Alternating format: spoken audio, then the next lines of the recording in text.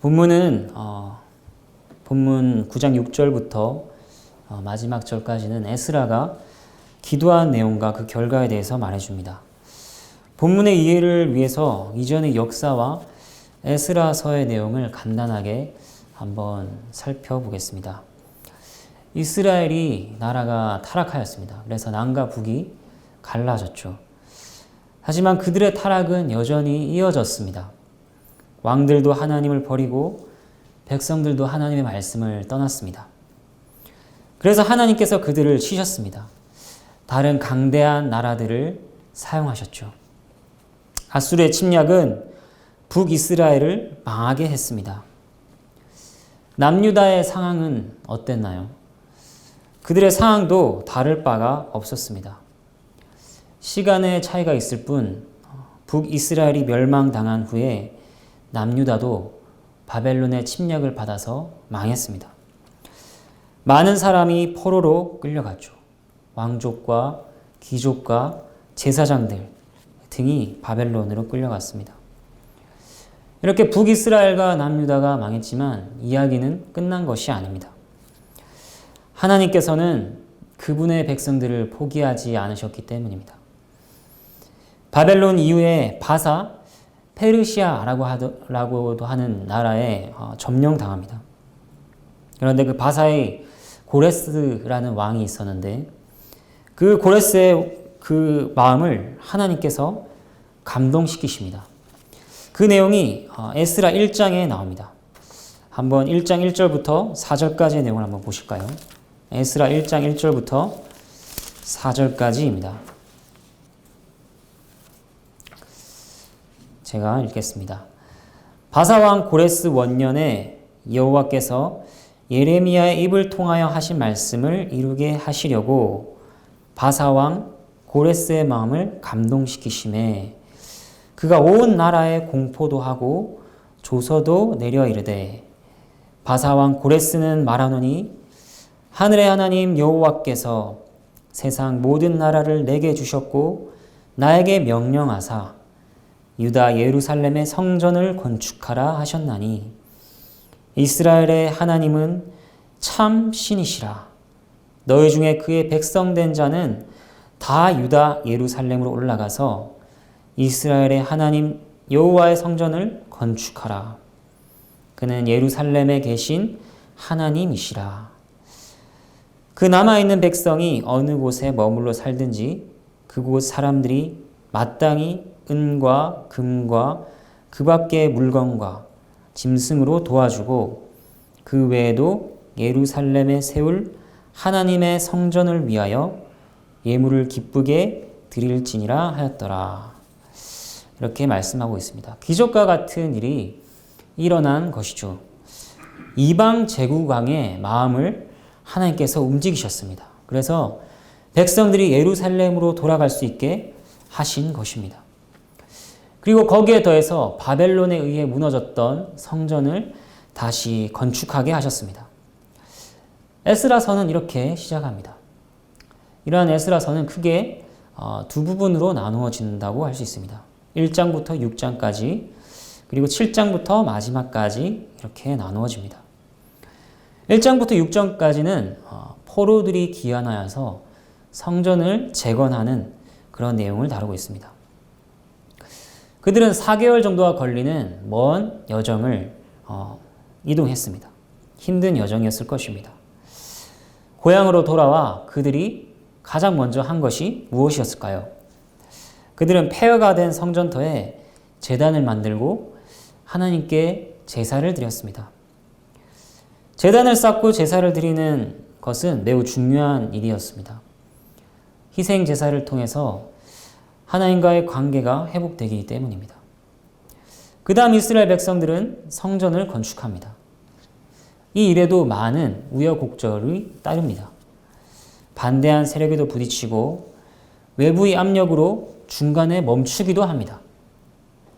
그렇게 멈춘 기간이 16년 정도가 됩니다. 하지만 결국 하나님의 도우심으로 성전을 완성하죠. 시간으로 보면 성전 복원 공사를 처음 시작한 지 20년 만에 이루어진 일입니다. 그리고 솔로몬 성전이 파괴된 지 정확하게 70년 만에 재건된 것이죠. 그렇게 성전 봉헌식을 하고 유월절을 지키면서 이스라엘 백성들은 하나님의 은혜를 기뻐합니다. 그것이 에스라서 1장부터 6장까지에 나오는 간략한 내용입니다. 이후 7장부터 마지막까지는 에스라의 귀환과 공동체의 재건에 관한 이야기가 나옵니다. 앞에 6장까지 내용이 이스라엘 백성의 첫 귀환과 성전의 재건이라고 한다면 두 번째 나오는 부분은 에스라의 귀환과 공동체의 회복인 것이죠. 7장은 성전이 재건되고 대략 60년의 시간이 지난 때입니다. 오랜 시간이 흘렀죠. 이때 바사의 왕은 아닥사스다라는 왕이었습니다. 아닥사스다라는 왕이 에스라에게 조서를 내립니다. 에스라는 당시 바사 행정에서 고위 관리로 있었던 자입니다. 그리고 그는 그곳에서 성장한 대제사장 아론의 자손이었죠. 성경은 그에 대해서 이렇게 소개합니다. 율법에 익숙한 학자, 여호와의 율법을 연구하여 준행하며 율례와 규례를 이스라엘에게 가르치기로 결심한 사람이라 소개합니다. 율법을 연구했던 사람, 또 그것을 지키려고 했던 사람, 또 그 율법을 이스라엘에게 가르치기로 결심했던 사람이 바로 에스라입니다. 바벨론에서 성장하였음에도 불구하고 매우 경건한 자였던 것이죠. 이 에스라에게 아닥사스다 왕이 명령한 것은 이러한 것들입니다. 에스라의 인솔하에 아직 그곳에 머물러 있던 자들을 그곳에 있던 자들 중에 원하는 자를 예루살렘으로 데려가는 것입니다. 그리고 그곳의 형편이 어떠한지를 살피는 것, 또 성전에 필요한 물품을 공급하는 것, 하나님의 말씀을 따라서 백성을 재판하고 가르치는 것, 이러한 것들을 명령했습니다. 고레스 왕뿐만 아니라 아닥사스다 왕을 통하여서도 하나님께서 은혜를 베푸신 것이죠. 이렇게 또 새로운 물이 이끌고 에스라가 예루살렘에 도착합니다. 그리고 왕이 명령한 바들을 시행합니다. 그런데 4개월 정도가 흐른 어느 날 예루살렘에 있던 지도자들이 에스라에게 찾아옵니다. 그리고 보고합니다. 그 내용이 무엇인가? 바로 9장 앞부분에 나오는 내용입니다. 이스라엘 백성들, 제사장들, 레위인들이 이방 사람들의 가증한 일을 한다는 것입니다. 아마 우상 숭배와 관련된 간행이었을 것입니다. 그뿐 아니라 그 이방 사람들을 아내와 며느리로 맞아들여서 섞이고 있다는 것입니다. 세속주의와 혼합 종교가 들어온 것이죠. 이러한 소식을 듣고 에스라는 충격을 받습니다. 그 충격이 얼마나 큰 것이었는지 성경은 이렇게 묘사합니다. 에스라가 자신의 겉옷과 속옷을 찢고 머리털과 수염을 뜯었다. 기가 막혀 앉았다. 이렇게 말합니다. 충격에 압도된 것입니다. 그러한 에스라 주위에 사람들이 모여듭니다. 에스라와 같은 심정을 가진 사람들이죠. 하나님을 두려워하는 자들이었습니다. 그 상황에서 근심 속에서 에스라가 하는 기도가 바로 본문의 기도 내용입니다. 6절과 7절을 한번 보겠습니다. 6절과 7절 말씀. 말하기를 나의 하나님이여 내가 부끄럽고 낯이 뜨거워서 감히 나의 하나님을 향하여 얼굴을 들지 못하오니 이는 우리 죄악이 많아 정수리에 넘치고 우리 허물이 커서 하늘에 미침이니이다. 우리 조상들의 때로부터 오늘까지 우리의 죄가 심함에 우리의 죄악으로 말미암아 우리와 우리 왕들과 우리 제사장들을 여러 나라 왕들의 손에 넘기사 칼에 죽으며 사로잡히며 노략을 당하며 얼굴을 부끄럽게 하심이 오늘날과 같으니이다. 6절과 7절에서는 수치에 대한 고백이 담겨 있습니다. 왜 수치스러운가요? 먼저는 죄악이 넘치기 때문에 수치스럽습니다. 죄악이 머리 위에까지 차고 넘치기 때문에 죄가 지나칠 정도로 많고 크기 때문에 하나님을 향하여 얼굴을 들 수가 없습니다. 죄악으로 인하여 하나님을 향하여 얼굴 들 수 없는 이러한 마음은 하나님의 역사로 가질 수 있는 마음입니다. 우리는 보통 사람을 향하여는 부끄러움을 가집니다. 혹 자신의 실수가 아니면 자신의 허물이 드러날까 눈치를 보고 들키게 되면 부끄러워합니다. 하지만 하나님을 향하여서는 그러한 부끄러움을 느끼지 못합니다. 우리는 하나님의 계명을 어기면서도 뻔뻔하게 살아가는 그런 존재들입니다. 그런데 하나님께서 우리의 눈을 여시면 그때 하나님을 향하여 수치를 느끼게 되는 것입니다. 그리고 이 에스라의 고백에서 인상적인 것은 그 부끄러운 것이 우리의 죄악 때문이다 라고 말하는 점입니다. 알다시피 에스라는 경건한 자입니다. 이방의 여인들을 아내나 며느리로 삼은 적이 없습니다. 그리고 그는 이방에 가증한 일에 가담한 적이 없습니다. 그러면 그들의 죄악이라고 말할 수 있는데 에스라는 왜 우리의 죄악이라고 말하는 것일까요? 그것은 에스라가 지금 이스라엘과 자신을 함께 묻고 있기 때문입니다. 왜 이렇게 이스라엘의 죄악을 우리의 죄악이라 이렇게 말하는가? 에스라가 이스라엘을 사랑하기 때문입니다. 우리는 우리가 사랑한 대상을 자신과 하나로 여깁니다. 그 대상을 건드리는 것은 나를 건드리는 것입니다. 그 대상이 아프면 나도 아픕니다. 그리고 그 대상이 좋으면 나도 좋습니다. 그런 것입니다. 에스라도 그렇게 이스라엘을 사랑하기 때문에 그들의 죄악이 아니라 우리의 죄악이라 이렇게 말합니다. 하지만 여기에서 오해하지 말 것은 에스라의 사랑이 단지 민족주의적인 사랑이 아니었다는 것입니다. 단지 자신의 민족이었기 때문에 사랑한 게 아닙니다. 이스라엘이 하나님과 언약을 맺은 그 관계 가운데 있는 백성들이기 때문에 사랑하는 것입니다. 그리고 자신 또한 하나님과 언약을 맺은 백성들 중 하나이기 때문에 사랑하는 것입니다. 그 백성이 하나님과의 언약을 어긴 일이 심히 크기 때문에 에스라는 그것을 자신의 수치로 고백하고 있습니다. 그 다음 수치스러운 이유가 있습니다. 그것이 무엇입니까? 죄로 인하여 하나님께서 수치를 당하게 하셨기 때문에 수치스럽습니다.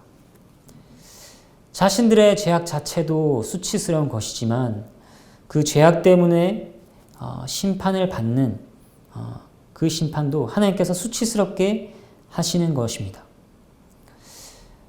그 자체로 수치스러운 죄이건만 또 그 죄에 따라오는 하나님의 처벌도 무엇이냐면 수치스럽게 하시는 것이죠. 에스라는 이스라엘이 겪고 있는 모든 고난과 수치가 하나님의 심판으로 인한 것임을 알고 있었습니다. 그들을 괴롭힌 여러 왕들이 문제가 아니라 자신들이 문제인 것을 알고 있었습니다. 참으로 이스라엘은 조상 때부터 죄가 심했습니다. 출애굽할 때부터 죄를 지었죠.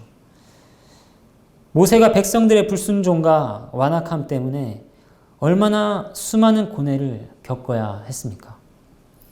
사사기에서는 가나안 땅에 들어가서 제대로 정착하기도 전에 이스라엘 백성들이 하나님을 잊어버렸다는 것을 알 수 있습니다.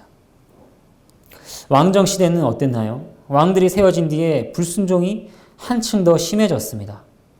다윗, 히스기야, 요시야 같은 왕들도 있었지만 몇몇을 제외하고는 대부분 하나님 보시기에 악을 행했습니다. 선지자들이 활동했던 그 기간에는 어떠했나요? 그들에게 경고하기도 하고 호소하기도 했지만 마음은 더욱 강팍해질 뿐이었습니다. 오히려 선지자들을 핍박했죠. 그들의 죄는 갑작스럽고 끔찍한 죄의 세대가 출현해서 있는 것이 아닙니다. 줄곧 있어 왔고 또 쌓고 있는 그런 것이었습니다. 이제 8절과 9절을 한번 보겠습니다. 8절과 9절 말씀. 이제 우리 하나님 여호와께서 우리에게 잠시 동안 은혜를 베푸사 얼마를 남겨두어 피하게 하신 우리를 그 거룩한 처소에 박힌 목과 같게 하시고 우리 하나님이 우리 눈을 밝히사 우리가 종노릇 하는 중에서 조금 소생하게 하셨나이다. 우리가 비록 노예가 되었사오나 우리 하나님이 우리를 그 종살이 하는 중에 버려두지 아니하시고 바사 왕들 앞에서 우리가 불쌍히 여김을 입고 소생하여 우리 하나님의 성전을 세우게 하시며 그 무너진 것을 수리하게 하시며 유다와 예루살렘에서 우리에게 울타리를 주셨나이다.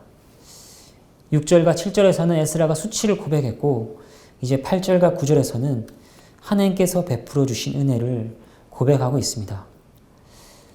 조상들의 죄로 인해서 수치스럽고 또 수치의 형벌을 겪고 있는 중에도 하나님께서는 그의 백성들에게 은혜를 베푸셨습니다.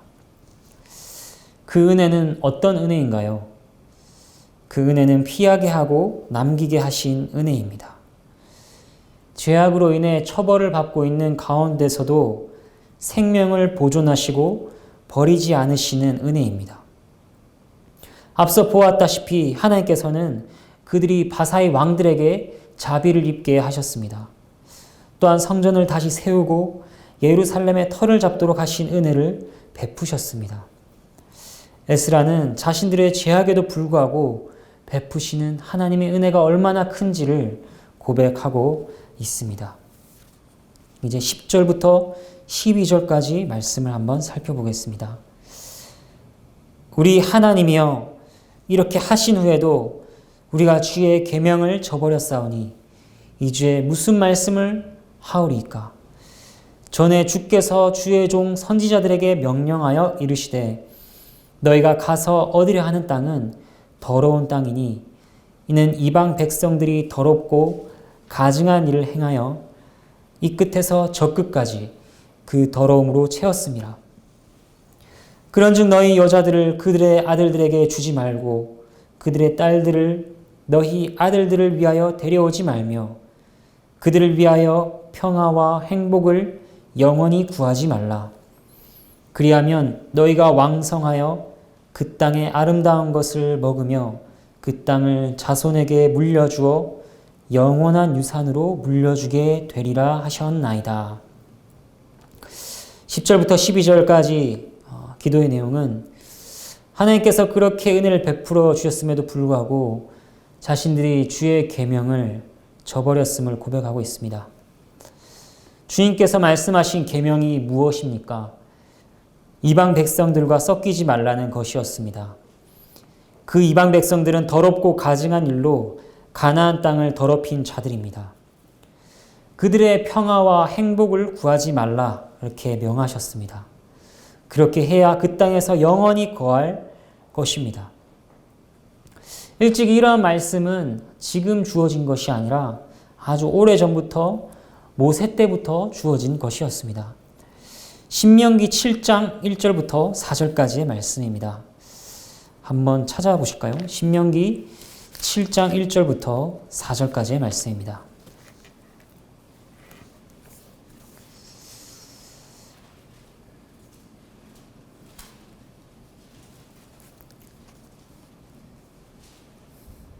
신명기 7장 1절부터 4절까지의 말씀 제가 읽겠습니다. 내 하나님 여호와께서 너를 인도하사 내가 가서 얻을 땅으로 들이시고 내 앞에서 여러 민족, 헷 족속과 기르가스 족속과 아모리 족속과 가나안 족속과 브리스 족속과 히위 족속과 여부스 족속 곧 너보다 많고 힘이 있는 7 족속을 쫓아내실 때에 내 하나님 여호와께서 그들을 내게 붙여 너로 치게 하시리니 그때 너는 그들을 진멸할 것이라. 그들과 무슨 언약도 말 것이요 그들을 불쌍히 여기지도 말 것이며 또 그들과 혼인하지 말지니 내 딸을 그 아들에게 주지 말 것이요 그 딸로 내 며느리를 삼지 말 것은 그가 내 아들을 유혹하여 그로 여호와를 떠나고 다른 신들을 섬기게 하므로 여호와께서 너희에게 진노하사 갑자기 너희를 멸하실 것임이니라. 애당초 처음부터 주어졌던 이 말씀을 조상들이 어기더니 그들도 어긴 것입니다. 그 죄가 왜 그렇게 심각한 것인가요? 그렇게 섞이게 되면 여호와를 떠나고 다른 신들을 섬기게 될 것이기 때문입니다. 하나님의 은혜를 입어 겨우 살아남았는데도 불구하고 이러한 죄를 이스라엘이 다시 지은 것입니다. 13절부터 15절까지의 말씀을 한번 보겠습니다. 13절부터 15절까지의 말씀. 우리의 악한 행실과 큰 죄로 말미암아 이 모든 일을 당하였사오나 우리 하나님이 우리 죄악보다 형벌을 가볍게 하시고 이만큼 백성을 남겨 주셨사오니 우리가 어찌 다시 주의 계명을 거역하고 이 가증한 백성들과 통혼하오리이까. 그리하면 주께서 어찌 우리를 멸하시고 남아 피할 자가 없도록 진노하시지 아니하시리이까. 이스라엘의 하나님 여호와여, 주는 의로우시니 우리가 남아 피한 것이 오늘날과 같사옵거늘 도리어 주께 범죄하였사오니 이로 말미암아 주 앞에 한 사람도 감히 서지 못하겠나이다 하니라. 이제 13절부터 15절까지는 앞에 모든 내용을 반복하며 결론을 맺습니다. 조상 때부터 지금까지 죄를 지어 비참한 형편에 놓였던 이스라엘. 하지만 하나님의 은혜로 겨우 건짐을 받은 이스라엘. 이러한 상황에서 이제 우리가 어찌 다시 주의 말씀을 어기겠습니까? 어긴다면 남김없이 진멸당하도록 주께서 진노하시지 않겠습니까? 그런데 우리가 다시 주께 범죄하였으니 우리가 아무도 주님 앞에 설 수가 없사옵니다. 이렇게 에스라가 고백하고 있습니다. 에스라의 기도의 결론이 무엇입니까? 은혜를 원수로 갚은 우리는 모두 남을 수 없는 자들이다 라는 것입니다. 그저 그분의 처분을 묵묵히 받을 수밖에 없습니다. 그리고 에스라 10장 1절 말씀은 이렇게 얘기합니다. 에스라가 하나님의 성전 앞에 엎드려 울며 기도하여 죄를 자복할 때에 많은 백성이 크게 통곡하며 이스라엘 중에서 백성의 남녀와 어린아이의 큰 무리가 그 앞에 모인지라. 에스라가 성전 앞에 엎드려 울며 죄를 자복하고 우리가 다 끝났습니다. 이렇게 기도하니 무슨 일이 일어났습니까? 백성들이 함께 울고 에스라 주위로 큰 무리가 모여듭니다. 오늘 본문의 마지막 모습입니다. 에스라의 죄에 대한 고백은 주변으로 퍼져갑니다. 그의 눈물과 통곡이 큰 무리에게 퍼져갑니다. 이렇게 본문의 내용을 살폈고 이제 본문이 알려주는 교훈을 한번 살펴보겠습니다. 첫 번째, 이 본문에서 우리에게 알려주는 교훈은 우리가 누구인가 하는 것입니다. 본문은 하나님과 언약을 맺은 백성들의 실체를 고발하고 있습니다. 그 백성은 어떤 백성인가요? 먼저 조상 때부터 죄를 지은 백성이다 라고 말합니다. 고귀하고 거룩하고 순결한 이들의 후손이었다면 좋았을 텐데 그렇지가 않습니다. 죄의 후손들입니다. 태생적으로 죄인들입니다. 그들만 그렇습니까? 그들에게만 해당되는 얘기인가요? 그렇지 않습니다. 우리도 그렇습니다. 우리도 죄의 후손들입니다. 우리 중에 종교개혁을 이끈 루터가 조상인 사람이 있다고 생각해 봅시다. 그럼에도 불구하고 그도 역시 죄인의 후손에서 벗어날 수 없습니다. 그 어떤 훌륭하다고 하는 사람의 후손일지라도 결국은 아담의 자손입니다. 그로부터 시작하여 죄가 없는 자가 없습니다. 우리는 다윗의 고백처럼 태어날 때부터 죄악 중에 출생한 자들이며 죄 중에서 잉태된 자들입니다. 근본적으로 부패한 것이죠. 하나님의 말씀을 거스르는 죄의 부패가 피 속에 흐르고 있습니다. 그리고 그 백성들은 어떤 자들인가? 하나님의 은혜에도 불구하고 또 죄를 짓는 자들이라는 것입니다. 언약의 백성들이 죄로 말미암아 징계를 입었습니다. 그러나 하나님께서는 그 징계 가운데에서 은혜로 그들을 남기시고 보살피십니다. 그러면 어떻게 해야 하나요? 어떤 것이 마땅합니까? 그 은혜에 감사하며 죄에서 완전히 떠나야 됩니다.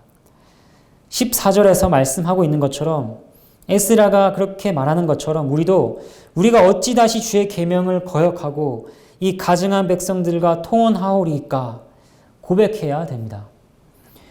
로마서에서 바울이 말하는 것처럼 은혜를 더하게 하려고 죄에 거하겠느냐? 그럴 수 없느니라 말해야 합니다. 하지만 그 백성은 다시 죄를 짓습니다. 은혜를 입지 않은 자가 죄를 짓는 것도 큰 죄이겠지만 은혜를 입은 자가 다시 죄를 짓는 것은 얼마나 더 큰 죄겠습니까? 그리고 그러한 죄를 짓는 백성이 누구입니까? 이스라엘이며 바로 우리입니다. 신자가 죄를 짓는 것은 이것과 다를 바가 없습니다. 은혜를 받았는데 죄를 짓는 것입니다.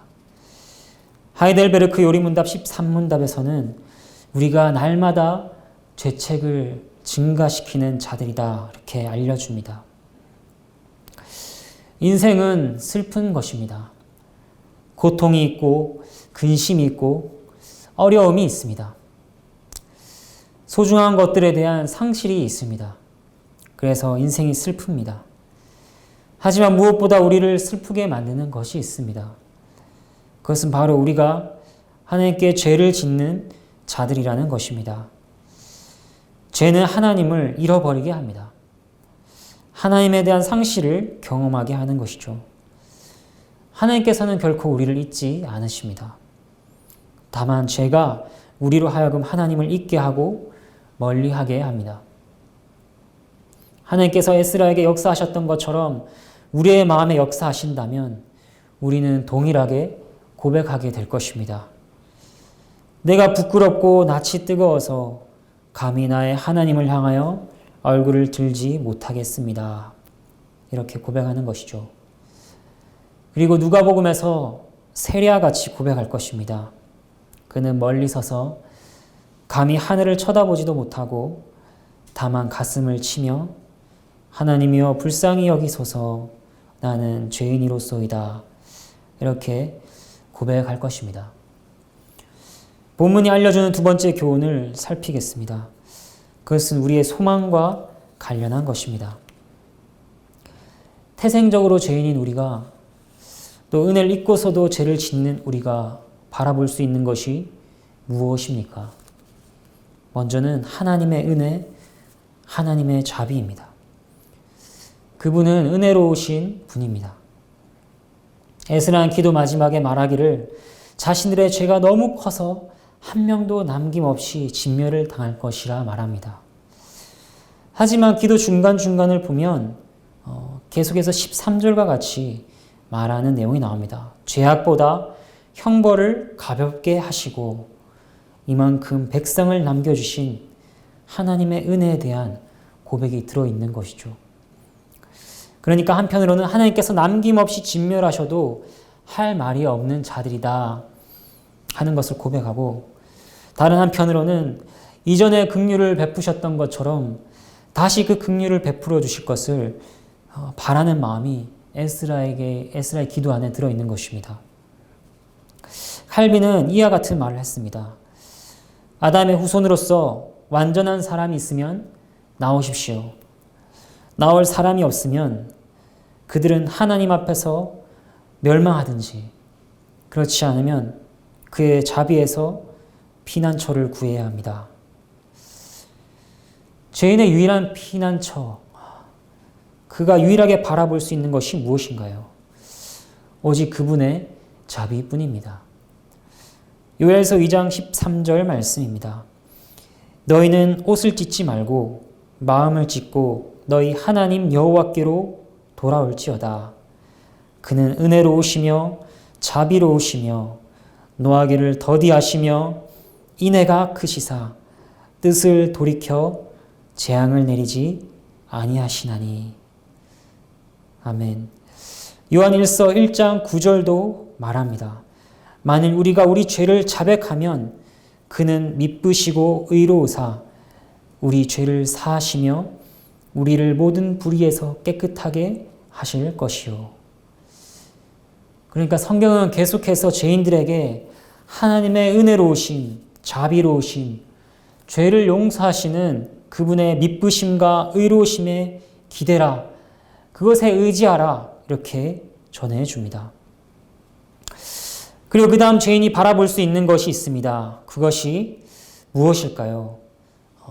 오늘 본문의 5절 말씀을 보면, 본문 바로 앞절인 5절을 보면 이렇게 말합니다.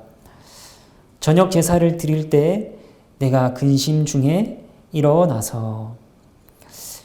에스라가 슬픔으로 마음이 짓눌렸던 그 절망적인 상황에서 기도할 수 있었던 것은 저녁 제사를 드릴 때였습니다. 이 복스러운 향기가 피어오를 때 그는 참담한 심경이지만 일어날 수 있었습니다. 건짐을 받았고 영혼의 기도를 토로할 수 있었습니다. 이 제사는 십자가를 상징하죠. 그 십자가는 그리스도께서 올려드리시는 제사이며 스스로 제물이 되신 그리스도를 보여줍니다. 사랑하는 여러분, 은혜를 받았음에도 또 돌아서서 죄를 지어 낙담하고 있다면 십자가의 그리스도를 바라보십시오. 그 자리는 하나님의 자비가 지극하게 드러나는 자리입니다. 거듭되는 죄로 인하여 낙마하고 좌절을 겪고 있을 때 우리는 십자가를 바라봄으로 다시 죄를 자백할 힘과 용기를 얻습니다. 그 십자가는 용서의 확신을 줄 뿐만 아니라 용서를 구하도록 달려가게 만드는 원동력이 또한 됩니다. 세례 요한이 보라, 죄를 지고 가신 어린 양을 보라 라고 했던 말을 우리는 들어야 합니다. 이제 세 번째 드러나는 교훈이 있습니다. 그것은 성전에 관한 것입니다. 성전이 재건된 것은 온전히 하나님의 도우심과 은혜로 말미암이었죠. 그런데 지금 본문에서는 하나님께서 다시 성전을 재건하고 계십니다. 그 장면이 무엇인가요? 에스라가 울며 죄를 고백하니 큰 무리가 나와 함께 통곡하는 장면입니다. 이제 하나님께서는 보이지 않는 하나님의 성전을 짓고 계십니다. 그 성전이 무엇입니까? 바로 그의 백성입니다. 너희가 하나님의 성전인 것을 알지 못하느냐? 바울이 얘기한 것처럼 우리가 바로 하나님의 성전입니다. 하나님의 성전은 어떻게 지어져 가는가? 보이는 것이나 보이지 않는 것이나 다 하나님의 은혜로 지어진다. 그런데 보이지 않는 하나님의 성전은 죄의 고백과 회개로 지어져 간다. 이것을 오늘 본문은 교훈해 주고 있습니다. 신자의 삶은 무엇입니까? 일평생 하나님께 회개하는 삶입니다. 죄를 애통하는 삶입니다. 교회 공동체는 어떤 공동체인가요? 죄를 고백하고 통곡하고 돌이키는 공동체입니다. 그렇게 우리는 하나님의 성전으로 지어져 갑니다. 우리를 거룩하고 영광스러운 성전으로 지어가고 계시는 하나님께 모든 영광을 돌립시다. 함께 찬양하시겠습니다.